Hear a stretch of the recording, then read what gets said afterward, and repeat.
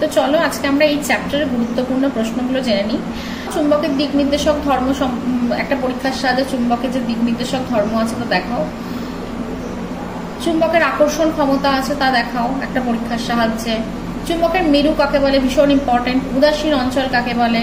চুম্বকের চৌম্বক দৈর্ঘ্য এবং জ্যামিতিক দৈর্ঘ্যের মধ্যে সম্পর্ক লেখো।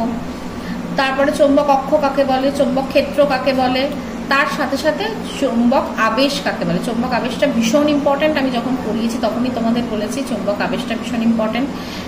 আবার চুম্বকের বিশেষ কয়েকটি ধর্ম সম্পর্কে আলোচনা করো। একক মেরুর অস্তিত্ব কি সম্ভব। আচ্ছা, তারপরে তড়িৎচুম্বক কাকে বলে, তড়িৎচুম্বক কোথায় ব্যবহার করা হয়, এটিএম এর সম্পূর্ণ কথাটি লেখো। এই প্রশ্নগুলো ভীষণ ইম্পর্টেন্ট। চুম্বক বলরেখাগুলো কোন দিক থেকে কোন মেরু পর্যন্ত বিস্তৃত অবস্থায় থাকে, পায়রা কেন অন্ধকার আচ্ছন্ন জায়গাতেও ফিরে, মানে অন্ধকার হয়ে গেলেও বা মেঘলা ওয়েদারেও কিভাবে তার নিজের জায়গায় ফিরে আসে, এই প্রশ্নগুলো এখান থেকে ভীষণ ইম্পর্টেন্ট।